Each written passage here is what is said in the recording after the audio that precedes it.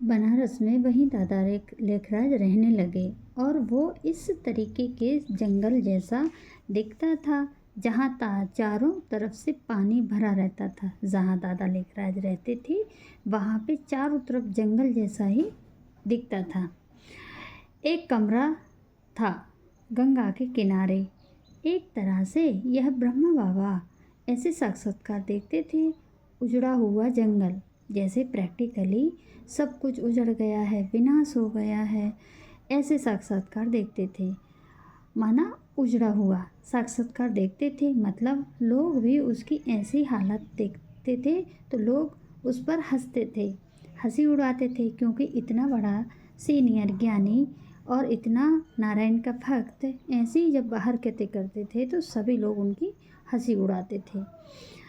परम ब्रह्म उड़ा रहा है, माना ऐसा ऐसा साक्षात्कार देखते थे। बाबा ने एक मुरली में यह भी बोला है, यज्ञ के आदि में जो साक्षात्कार होता था ना, वही कृष्ण का साक्षात्कार होता था। और तुम बच्चों को अंत में क्या होगा? बाप का साक्षात्कार होगा। पहले कृष्ण बच्चे का साक्षात्कार होता था, अंत में तुम बच्चों को बाप का साक्षात्कार होगा, और वही अंत में कृष्ण का साक्षात्कार हुआ। यज्ञ आदि में कौन सी लीला हुई? कृष्ण की। अंत में किसकी लीला होगी? शिव बाबा की लीला होगी। बाबा मुरली में कहते हैं, यज्ञ आदि में क्या हुआ था? ब्रह्मा बाबा को साक्षात्कार होता था तो उनको देख करके आश्चर्य करते थे, परंतु बाबा क्या कहते हैं, जो ब्रह्मा बाबा बेबी बुद्धि थे, समझते नहीं थे। बनारस में रहते थे। बनारस में क्या चित्रकला आदि करते थे, गोला का चित्र बनवाते थे, और चित्र बनवाते थे वो क्या करते थे, वहाँ रहते थे और चारों तरफ से लोग उनको देखते थे, परंतु फिर भी कुछ समझ में नहीं आता था। ऐसे ही करीबन 6 महीने बीत गए था। कभी कभी ब्रह्मा बाबा अमृतसर भी जाते थे। इस समय ब्रह्मा बाबा मुंबई भी जाया करते थे। चारों तरफ ब्रह्मा बाबा की बुद्धि भटक गई थी। अरे भाई, जिसमें भगवान की प्रत्यक्षता होती है उसमें भगवान प्रवेश करता है। उसकी बुद्धि तो बेवी थी ना, तो मन तो भटकेगा, उसकी बुद्धि कैसे रहेगी, स्थिर नहीं रहेगी। ब्रह्मा बाबा को कैसा विचार आया कि चारों तरफ बुद्धि भटक गई। भगवान आकर क्या करता है, मैं आता तो बुद्धि को रिफ्रेश करता हूँ, या क्या हो गया, ठीक उल्टा हो गया, क्योंकि बाबा की प्रवेशता दादा लेखराज ब्रह्मा में नहीं थी। ब्रह्मा बाबा का उम्र सिर्फ कितना था उस समय? उम्र 41 था, 42 था। बड़ा भक्ति भाव वाले थे, बड़े धारणावान थे। बाबा कहते हैं मुरली में, मैं तो आता ही हूँ। कब आता हूँ? बहुत जन्मों के अंत में आता हूँ। अरे समझना चाहिए ना, कब आता हूँ? बहुत जन्मों के अंत में, सिर्फ अंतिम जन्म में आता हूँ, वानप्रस्थ अवस्था में।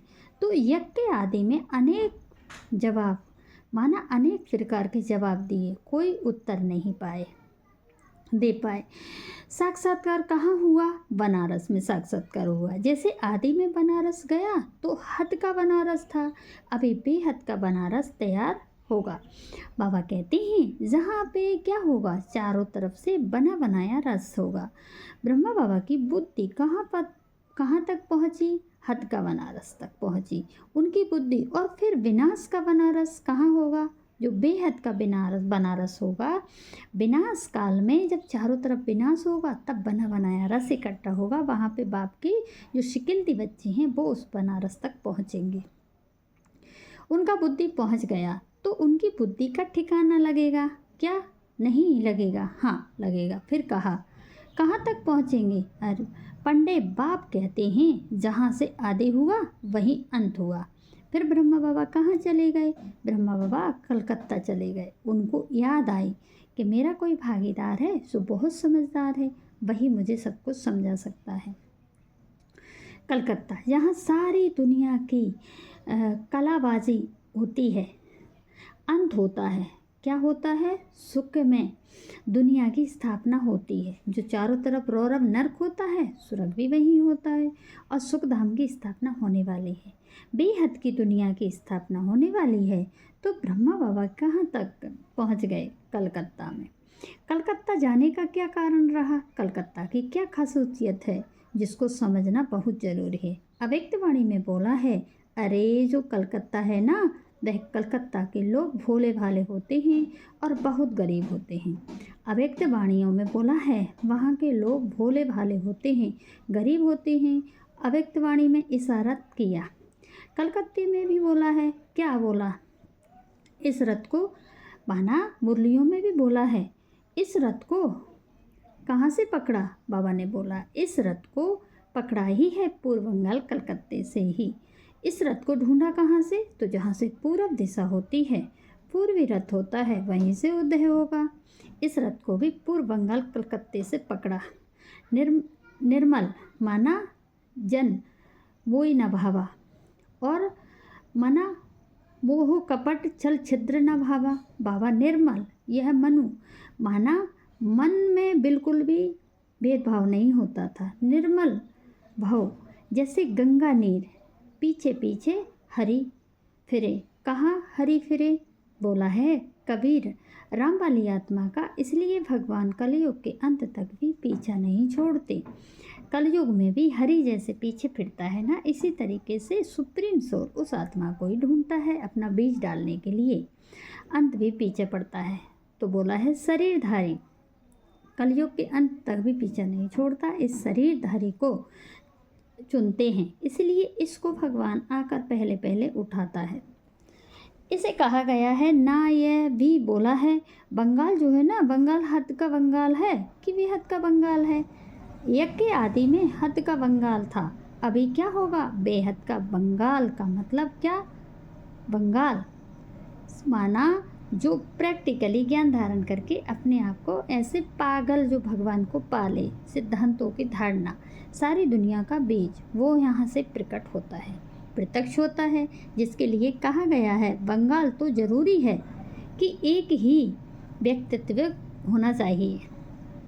500-700 करोड़ के बीच में पूर्वी बंगाल कलकत्ते की शख्सियत, पूर्वी बंगाल कलकत्ता जहाँ से सूर्योदय होता है, कलकत्ता जो है ना, वहाँ से आदि होती है, आरंभ भी होता है, अंत भी होता है।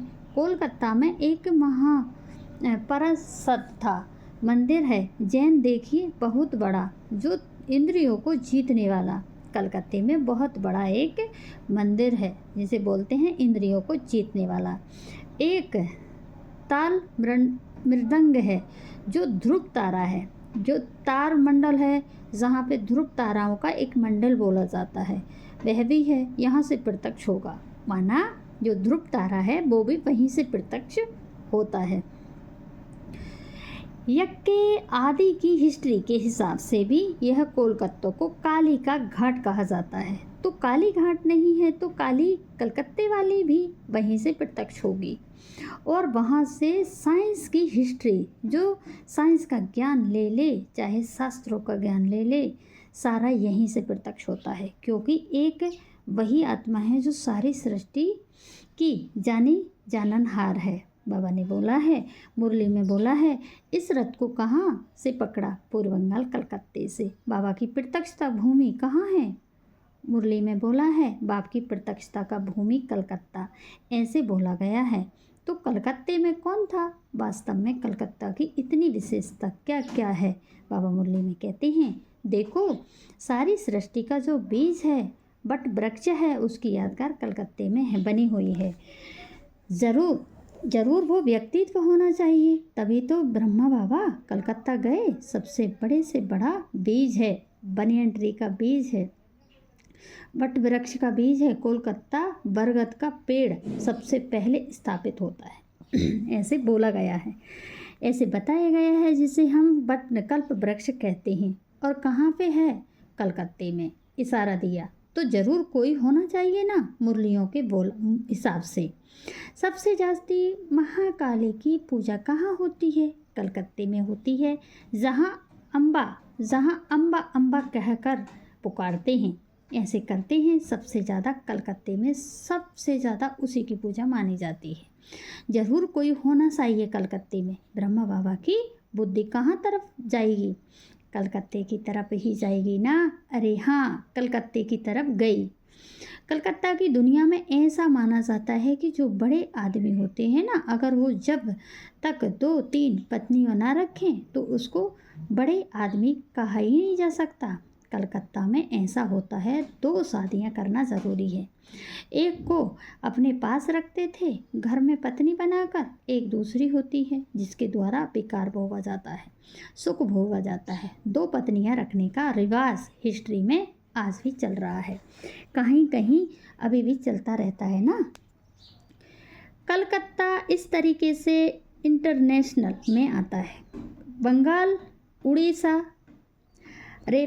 नेपाल बाबा बोलते हैं ना, आसाम, भूटान, बिहार सब ईस्टर्न जोन के अंतर्गत आते हैं।